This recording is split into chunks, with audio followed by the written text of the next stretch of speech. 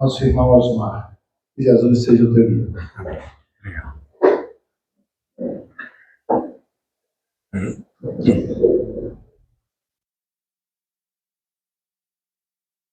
Boa noite a todos e a todas. Mais uma vez, quero agradecer a direção da casa, assim como aos dirigentes espirituais que nos assistem em todas as tarefas que aqui são realizadas. Talvez alguns de vocês estejam se perguntando qual a relevância desse tema para o momento atual. Que proveito nós podemos tirar desse conhecimento dos diferentes estados da alma no mundo espiritual? Qual é a sua utilidade prática em nossa vida? Aqueles que estudam o Espiritismo sabem que algumas das dificuldades que nós enfrentamos nesta vida muitas vezes decorrem do gênero de provas que nós mesmos escolhemos quando ainda estávamos no plano espiritual, nos preparando para esta reencarnação. Então, se as dificuldades que nós passamos aqui, na realidade, fomos nós que escolhemos, só que nós não nos lembramos disso, né? O que já é uma bênção, a gente não se lembrar disso. Como será que nós nos sentiremos quando estivermos de volta para o lado de lá, no mundo espiritual, se nós percebermos que nós não nos saímos bem em algumas dessas provas? Qual será, então, a nossa condição do outro lado da vida? Será que seremos espíritos felizes ou seremos infelizes?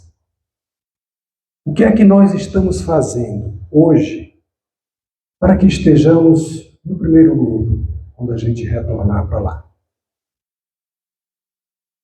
Desde o início da história da humanidade, as religiões sempre estiveram presentes sobre a face do nosso planeta. Desde a pré-história até os dias atuais, muitas foram as doutrinas que apareceram sobre a face da Terra. No Ocidente ou no Oriente, antigas ou modernas, o homem sempre esteve coberto pelos conhecimentos espirituais, a fim de que ele pudesse se conduzir de maneira adequada dentro das condições da vida terrena. E apesar das muitas diferenças existentes entre as religiões, entre as suas crenças, seus rituais, existem 4 pontos fundamentais que são comuns a todas elas. E isso é muito impressionante, porque são povos distintos. Alguns nunca se viram entre eles, nunca se encontraram, mas suas doutrinas possuem uma concordância em 4 pontos. O primeiro desses pontos: todas as religiões falam da existência de uma divindade. Todas elas apresentam a ideia ou de um Deus único ou de vários deuses. Mesmo nas religiões politeístas, que cultuavam vários deuses, sempre havia um Deus que era o Criador, e os demais eram cuidadores de determinadas áreas da natureza. O segundo ponto em comum era que todas as religiões afirmam que o homem tem uma parte espiritual. Ou seja, que não existe só o corpo físico, que existe algo em nós que sobrevive após a morte e que permanece lá do outro lado da vida. O terceiro aspecto comum em todas as doutrinas religiosas é a presença de um código de conduta. Todas as religiões possuem um código de conduta, que diz aos homens o que fazer e o que não fazer. E um quarto ponto, que diz respeito a todas as religiões, é que todas elas falam que após a morte haverá um momento de avaliação das almas. Elas serão analisadas a partir do código de conduta que elas têm. Então Deus, aquele Criador do primeiro princípio comum, vai avaliar essas almas, do princípio 2, a partir do código, que é o princípio 3, para estabelecer um julgamento, que é o princípio 4. E esse julgamento tem sempre as mesmas opções de resultado. Aqueles que obedeceram o código de conduta, esses vão para um lugar bom. Já os que não obedeceram o código de conduta terão como consequência um lugar ruim. E é impressionante que esses 4 pontos estão presentes no Livro dos Espíritos. Quando Kardec construiu o Livro dos Espíritos, ele o dividiu em 4 partes. A primeira parte dessa obra trata justamente de Deus e a criação, que é o primeiro princípio comum dessas várias doutrinas religiosas. O segundo ponto, que é comum a todas as doutrinas, aparece na segunda parte do Livro dos Espíritos, quando fala da alma, da vida no mundo espiritual, da relação dos homens com os espíritos. A terceira parte do Livro dos Espíritos apresenta um código de conduta, que são as leis morais. A quarta e última parte do Livro dos Espíritos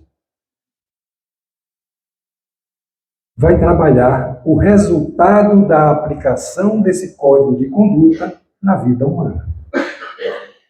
Então, nessa parte 4, é a que trata sobre o que acontece conosco a depender do nosso comportamento em relação ao código de conduta apresentado na parte 3, que são as leis morais.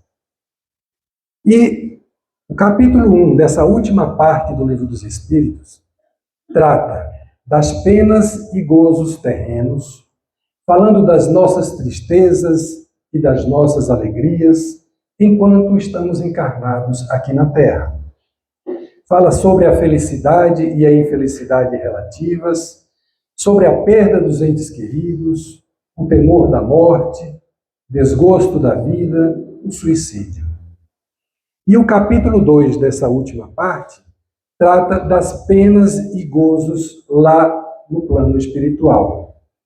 Fala sobre o que acontece com as almas no lado de lá, após a morte, em função do nosso comportamento frente ao código de conduta traçado pelas leis morais.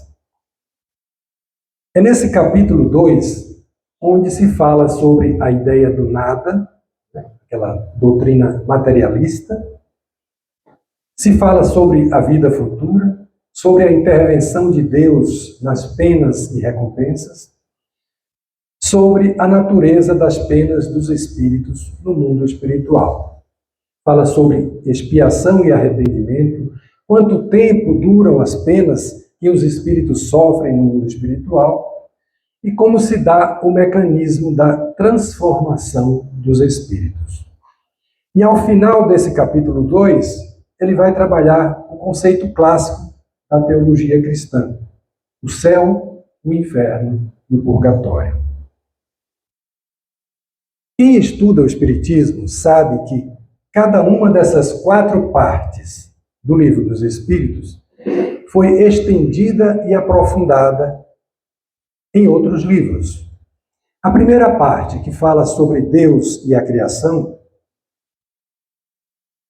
foi estendida e aprofundada no livro A Gênese. Já o livro dos Médiuns aprofunda os conceitos da segunda parte. A terceira parte, que trata das leis morais, teve o seu conteúdo aprofundado no Evangelho segundo o Espiritismo. E a quarta parte teve seu conteúdo estendido e aprofundado no livro O Céu e o Inferno, que foi publicado em 1865. E esse livro me impactou muito. E no meu entender, toda pessoa que lê esse livro com muita atenção vai repensar seriamente sobre como vem se conduzindo nesta vida atual. É na leitura de O Céu e o Inferno que vão se consolidar dentro de nós muitos conceitos sobre a situação dos espíritos do outro lado da vida. De forma clara, simples e lógica, o livro mostra como a doutrina espírita interpreta esse mecanismo da sobrevivência da alma e da relação dos espíritos com a lei de Deus. Então, esse livro traz essa interpretação mais efetiva sobre o que acontece conosco depois da chamada morte. Se nós observarmos a literatura espírita do século XIX, nós vamos encontrar grandes nomes, grandes expoentes que produziram obras valiosas. A exemplo de Gabriel Delany, Ernesto Bozano, Cesare Lombroso, Alexandre Aksakov, William Crookes e vários outros. E nós vamos perceber que eles produziram material excelente para estudo, mas nenhum deles transcendeu o fenômeno espírita para interpretar as suas consequências. Somente, naquela época, Leon Denis e Allan Kardec é que enxergaram, por trás daqueles fenômenos mediúnicos, uma consequência moral. Os demais se ativeram a fazer o quê? Olha, gente, existe vida após a morte, eu vou provar. Então, experimentos, testes, comprovações, repetições de fenômenos, discussões, análises. Mas Leon Denis e principalmente Kardec é que se debruçaram sobre o fenômeno para investigar as consequências morais de tudo aquilo que se apresentava. Os outros só estavam preocupados em mostrar: existe sim a mediunidade, existe sim vida após a morte, eu provo a reencarnação. E muitos deles realmente provaram, com trabalhos de pesquisa, né? Mas Kardec não. Kardec dizia: para mim, isso não é suficiente. Eu quero ir além. E aí ele começou a observar que os espíritos do outro lado da vida não estavam com a mesma sorte. Alguns se encontravam felizes, enquanto outros estavam infelizes. E outros ainda numa situação intermediária, nem de felicidade, nem de infelicidade. Uns com muitas dores, muitas dificuldades, outros com menos. E ele foi percebendo que do lado de lá da vida não havia uma condição de igualdade. Os graus de felicidade ou infelicidade eram muito variados. Foi a partir daí que nasceu toda a discussão sobre as consequências morais que o Espiritismo nos apresenta. Porque foi observando isso que Kardec pensou: puxa vida, por que é que uns estão bem e outros não estão? O que é que está acontecendo para que uns estejam bem e outros não? Qual é a causa? qual é a origem dessa diferença? Há alguma coisa que esteja determinando que do outro lado da vida alguns estejam bem e outros não? Então, ele se debruçou no sentido de investigar o que foi que esse pessoal fez ou deixou de fazer para que sirva de diretriz para nós, os encarnados. Porque se eu percebo que quem age de uma determinada maneira fica bem, e quem age daquela outra maneira não fica bem, pode-se formular uma orientação para a humanidade. Olha, essa é a rota para que você fique bem. E esse outro caminho, se você seguir, você não vai ficar tão bem. Então foi a partir desse processo de investigação que se chegou às consequências morais dos nossos atos. Ou seja, o que acontece conosco do lado de lá, em função do nosso proceder diante das leis morais descritas na terceira parte do Livro dos Espíritos. O livro O Céu e o Inferno apresenta, na sua segunda parte, 68 depoimentos de espíritos para nos mostrar aqueles que estão bem, outros que não estão bem e o que houve para que eles estivessem naquela condição. Então, Kardec analisa esses 68 depoimentos e começa a perceber a existência de alguns pontos que parecem ser comuns no desenvolvimento das nossas almas. Então, analisando esses depoimentos, ele busca descobrir quais são os mecanismos da lei de Deus que podem nos servir de parâmetros sobre o que fazer e o que não fazer do lado de cá para garantir a nossa condição de felicidade do lado de lá, para onde todos nós sabemos que vamos voltar um dia. A gente só não sabe a data. Então foi assim, juntando essas peças, que ele compôs na primeira parte do livro O Céu e o Inferno, no capítulo 7, um conjunto de ideias reunidas a partir dessa observação, que ele, de uma forma didática, apresenta como se fosse uma lei.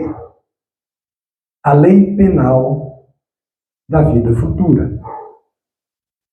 E quem é do ramo do direito aqui, sabe que no direito existe um termo que a gente usa para determinadas leis.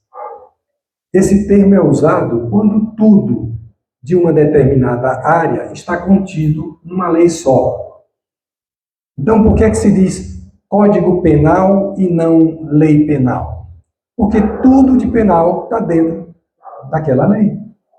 Por que é que se diz Código Tributário? Porque tudo relativo a tributos está ali naquela lei. Então, quando você tem uma lei e ela chama todas as discussões para dentro dela, ela recebe o nome de código.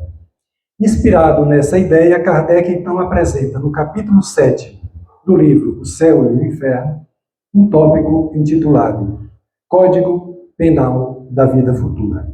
Ou seja, os princípios que ele enxergou e que, de certo modo, apontam para nós quais os aspectos que precisamos atentar na vida presente para fazermos bom uso do nosso tempo na Terra. Esse código é constituído de 33 artigos.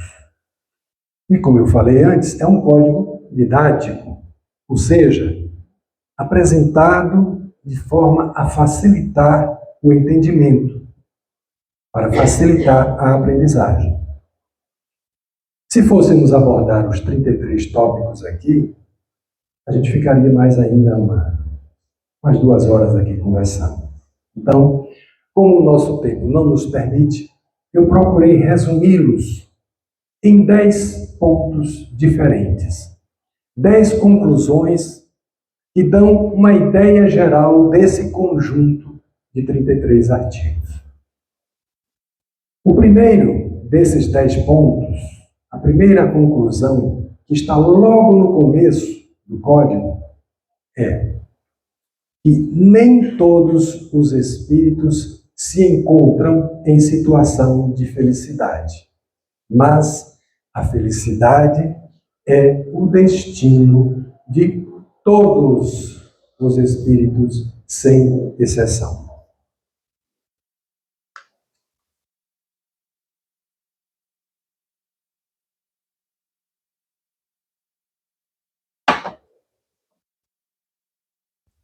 Ou seja, todos nós caminhamos para a felicidade. Ninguém vai ficar perdido no meio do caminho. Ninguém terá um destino cruel de ser eternamente uma alma infeliz. Não. E isso é muito consolador. Porque às vezes nós temos um parente ou um amigo que tomou uma decisão equivocada, como por exemplo o suicídio, e algumas pessoas precipitadamente pensam: é uma alma condenada eternamente. Não. Nós todos caminhamos na direção da felicidade. Lógico, cada um com sua velocidade. E apesar das consequências que decorrem do suicídio, isso é inegável, né? Existem consequências, lógico, mas todos têm condição de se levantar. E se levantarão. E serão, no futuro, espíritos felizes. De certo que eles terão de passar por novas experiências para resolver os dramas e as fragilidades que possuem, mas todos, sem exceção, se resolverão diante da misericórdia de Deus. Então, todos nós temos um encontro marcado com a felicidade. Ponto número 2. Qual a razão de alguns não estarem na felicidade enquanto outros gozam da felicidade? Qual é o elemento que determina que uns sejam felizes e outros não? Segundo concluiu Kardec, o que determina o grau de felicidade ou infelicidade do outro lado da vida é a imperfeição humana. Aqueles de nós que somos mais cheios de imperfeições morais, apresentamos do outro lado da vida mais sofrimento. Aqueles que lutam para vencer suas imperfeições, que se esforçam para levar uma vida mais alinhada com aquele código moral que está apresentado na terceira parte do Livro dos Espíritos, esses vivem do outro lado da vida de maneira mais feliz ou menos sofrida. Abrindo aqui um parênteses, dos 68 depoimentos de espíritos apresentados lá na segunda parte do livro Céu e Inferno, 18 deles estavam na condição de felicidade. E aí, estudando esse livro, eu procurei investigar o que é que esses espíritos felizes tinham em comum para justificar a condição de felicidade em que eles se encontravam. Porque eram homens e mulheres, idosos e jovens, ricos e pobres, alguns intelectuais, outros não. Alguns eram espíritas, outros não espíritas. Então, a princípio, eu não identifiquei nada em comum entre eles. Era muito variado. Mas depois, estudando mais atentamente os depoimentos de cada um deles, eu descobri um comportamento que era comum a todos eles. Todos eles eram extremamente prestativos. Todos eles, de algum modo, se ocupavam em ajudar o próximo.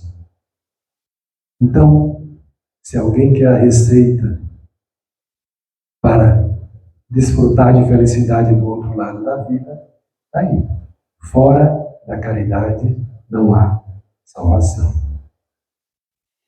Terceiro ponto do código. A lei de Deus não tem privilégios. Nenhum espírito é criado em condição especial. Toda condição de felicidade é conquista individual, é conquista do indivíduo. Nós é que temos que fazer o esforço. Então, se eu vejo um espírito numa elevada condição espiritual, é porque ele é uma alma que lutou muito para superar suas imperfeições. É daí que vem a autoridade moral que os espíritos superiores têm diante das almas mais imperfeitas. E essas almas mais imperfeitas se curvam diante desses espíritos superiores porque sabem que aquilo foi conseguido através de esforço. Sabem que não foi gratuito. Sabem que não houve nenhum dom particular dado por Deus para que alguns fossem mais felizes do que outros. Quarto ponto é: nós nunca seremos abandonados por Deus. Então, o que é que nós podemos tirar disso aí? Nós podemos cometer a falta que cometemos. Podemos fazer a bobagem que fizermos. Nós nunca seremos abandonados por Deus. E é muito consolador saber que eu mesmo fazendo as besteiras que eu faço, Deus nunca irá dizer: olha, eu cansei de você, você abusou. Cansei de lidar com suas imperfeições. Eu desisto de você. Não, Deus nunca fará isso. Ele nunca abandona os seus filhos. E neste sentido, há uma frase que está no artigo 29 desse código, que diz assim: a misericórdia de Deus é infinita, mas não é cega. Ou seja, Deus vai oferecer recursos e mais recursos, mas não é cego a ponto de passar a mão na cabeça de ninguém. Todos têm que se esforçar para poder vencer. O quinto ponto é que a atenção do espírito está toda voltada para a sua melhoria íntima.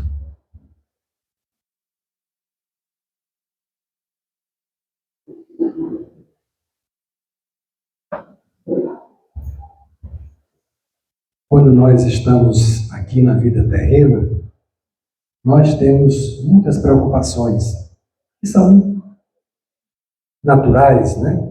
A vida material nos exige muito. Então nós temos muitas preocupações e até nos desligamos da nossa questão espiritual. Só que lá, no mundo dos espíritos, isso não vai acontecer. Lá, todo o nosso foco será voltado para a nossa melhoria íntima. Porque lá a gente só vai ter isso para ocupar nossa mente. Então, tudo que a gente viveu e nunca deu atenção, aparece de forma muito mais intensa. Nossas imperfeições morais ficam muito mais visíveis para nós depois da nossa desencarnação. Porque a partir da nossa morte, o encontro com a nossa consciência é permanente, é contínuo. E aí a gente não tem mais aquelas ocupações, né? Ninguém vai ter mais que levar a menina para a escola, não tem mais que ir para o trabalho, não tem que pagar a conta, Não tem que ir para o salão de beleza. É só você com você mesmo. Então, o nosso foco vai estar voltado somente para a nossa melhoria íntima. O sexto ponto que nós pensamos nesse Código Penal da Vida Futura é o castigo. Essa é uma palavra que é muito utilizada nas obras básicas da doutrina espírita. O castigo. E algumas pessoas se incomodam com isso, porque é uma expressão muito própria das leituras teológicas do cristianismo. Castigo, castigo, Deus castiga, Deus castigará. Mas vejam, essas obras foram escritas no século XIX. Então, na realidade, até hoje, muitos de nós ainda trazemos condicionamentos das crenças religiosas que nos foram passadas pelos nossos ancestrais. Mas nós temos de observar a resposta à questão 1009 do Livro dos Espíritos. Essa questão ela é respondida por 4 entidades super elevadas: Santo Agostinho, Lamennais, Platão e o apóstolo Paulo. E na mensagem de Paulo há um trecho que diz assim: castigo. O que é o castigo? É a consequência natural de um mau passo. Então o castigo não é uma coisa arbitrária, uma coisa que Deus saiu do seu trono e disse: hoje eu vou dar uma volta por aí para ver quem é que está fazendo besteira. Não. O castigo é a consequência natural de um mau passo. Então, ao ver essa palavra em alguns artigos desse Código Penal da Vida Futura, falando sobre os castigos que são aplicados aos espíritos, entenda-se castigo como a consequência natural dos atos maus que foram praticados por esses espíritos. Então, os espíritos superiores explicam que os chamados castigos não são físicos, são morais. No Código Penal da Vida Futura, as penalidades são morais, embora os espíritos sofredores tenham 2 crenças equivocadas. Eles creem que essas penalidades são físicas e eles sofrem como se fosse fisicamente, embora elas sejam morais. Quem já participou de reunião mediúnica sabe muito bem do que eu estou falando, né? Nós ouvimos muitos depoimentos nesse sentido. Então, os espíritos pensam que as penas são eternas, quando na verdade elas duram até a mudança do indivíduo. Enquanto o indivíduo não mudar, as características das penas continuam as mesmas. Por isso que elas se parecem eternas. O 7º ponto é que a duração da pena depende da melhoria do espírito. O castigo, então, como consequência daquilo que nós fazemos, ele não é eterno e tem por objetivo a educação do espírito. O espírito se educando, aquela situação cessa. Enquanto o espírito não se educa, a situação permanece. E no artigo 16 desse Código Penal da Vida Futura, são apresentadas as 3 etapas do processo de libertação da criatura: arrependimento, expiação e reparação. E o que é o arrependimento? Arrependimento é diferente de remorso. Remorso é você chorar pelo que fez de errado, mas sem o desejo de mudar. O remorso não garante que você não fará aquilo de novo. Eu tenho remorso do que fiz, mas se aparecer outra chance, eu faço de novo. Já o arrependimento é quando eu digo, eu sei que eu fiz errado e não vou fazer mais. Estou decidido a não fazer mais. Então, após a decisão do arrependimento, vem a segunda etapa, que é a expiação. E o que é a expiação? É a volta para um cenário semelhante, para ver se o arrependimento funcionou. Então, se eu cometi uma falta, a minha condição espiritual só vai começar a mudar quando eu me arrepender do que fiz. Quando eu me arrependo do que eu fiz, eu estou em condições de entrar na fase 2, que é a expiação. Então, expiação é me defrontar novamente com aquela mesma situação que eu falhei da outra vez. Digamos que eu odiei alguém. Então, eu vou ser colocado diante das mesmas circunstâncias que me levaram a falhar, para saber se o arrependimento foi verdadeiro. Isso é expiação. Mas expiar não é suficiente para a libertação espiritual. Porque eu posso estar expiando e reclamar. Ou eu posso estar expiando e, de repente, fugir da prova. Ou seja, eu posso não fazer bom uso daquela oportunidade que a expiação me oferece. Porque eu posso ficar reclamando, blasfemando contra Deus, dizendo que Deus não está sendo justo comigo, né? E viver naquela ladainha que muitas vezes nós ouvimos. Então, quando isso acontece, a gente expiou, mas não resolveu, qual é a consequência? Vai expiar de novo. Ou seja, vai passar pelas mesmas circunstâncias tantas vezes quantas se fizerem necessárias até alcançar a terceira etapa, que é a reparação. E o que é a reparação? É fazer em bem o equivalente ao mal que fez anteriormente. Digamos que eu odiei demais uma pessoa. E como eu odiei demais esse indivíduo, ele renasceu na minha família, na encarnação seguinte. Ele nasceu como meu filho. Então, se eu não consegui amá-lo e tive uma relação péssima com esse filho, quando eu desencarno novamente, como é que eu vou ser avaliado? Eu me arrependi quando eu estava lá, né? Eu vi a besteira que eu fiz.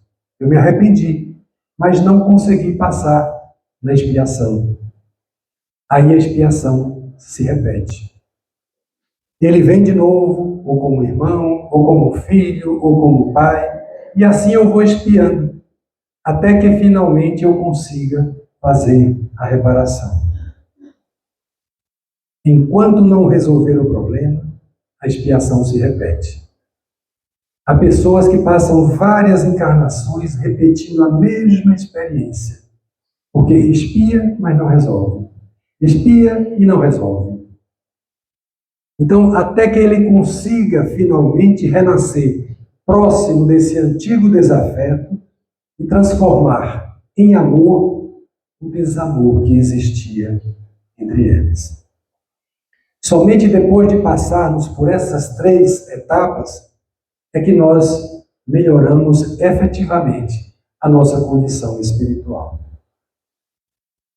O 8º ponto desse código de conduta diz o seguinte: a responsabilidade das faltas é toda pessoal. Tal como no Código Penal da vida terrena, lá também as penas não excedem do indivíduo. Então, se alguém errou e não eu, a responsabilidade é do outro e não minha. Eu não respondo pelos erros dos outros. O que é que isso significa na prática? Significa o seguinte: se eu ensinei a meu filho tudo o que eu podia, se eu dei todas as orientações, exemplifiquei o bom caminho, mas ele optou pelo mau caminho, eu não vou ser responsabilizado por qualquer mal que ele faça. Porque cada um responde pelos erros que comete. Então, se eu me dediquei, se eu fiz tudo o que eu podia e ele não ouviu os meus conselhos, a responsabilidade é exclusivamente dele. Por outro lado, se meu filho é uma pessoa rebelde e eu não o educo, e eu desisto dele, eu me afasto do processo educativo dele, e ele erra, aí eu tenho uma parcela de responsabilidade. Aí vocês podem, mas foi ele que errou. Sim, é verdade. Mas nessa situação, eu contribuí para que ele errasse. Eu não fiz tudo que estava ao meu alcance. Então, cada um responde por suas faltas, sim. O pai diligente de filhos maus não responde pelas faltas do filho mau. Mas o pai negligente, que tem filhos maus, ele sim tem parcela de responsabilidade com os filhos, porque ele não cumpriu todo o dever de pai no processo educativo desses indivíduos. Então, ele assume uma parcela de responsabilidade nos equívocos que esses indivíduos cometem. Então, as penas são pessoalíssimas? Sim, são pessoalíssimas, na medida do meu comprometimento na história dos outros. Nono ponto dessa análise do Código Penal da Vida Futura. O pior castigo para o espírito sofredor é a presença incessante ao seu lado das suas vítimas. Esse é um constrangimento doloroso para os espíritos. A presença de suas vítimas lhes constitui um suplício cruel. Porque você ter prejudicado alguém e de repente você dá de cara com esse indivíduo no mundo espiritual, justamente quando você está sofrendo todas as consequências da sua imperfeição, você se perceber diante daquele que foi sua vítima. É uma punição muito forte. E por fim, o último ponto que destacamos no Código Penal diz respeito à grande chave de libertação das nossas almas. Analisando o Código, Kardec conclui que depois de todas essas transformações que o indivíduo apresenta no outro lado da vida, ele precisa de uma oportunidade de recomeço.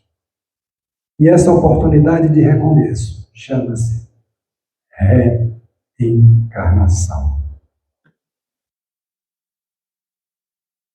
E a reencarnação é sinalizada no Código Penal da Vida Futura como uma grande oportunidade de recomeço, aonde Deus, derramando misericórdia sobre todos nós, nos faz renascer com a bênção do esquecimento sobre o nosso passado, para que, sem constrangimentos, possamos realizar a tarefa de consertar aquilo de errado que nós fizemos, aprender coisas novas com as nossas provas e também oferecer exemplos de comportamento para aqueles que nos cercam numa nova existência corporal.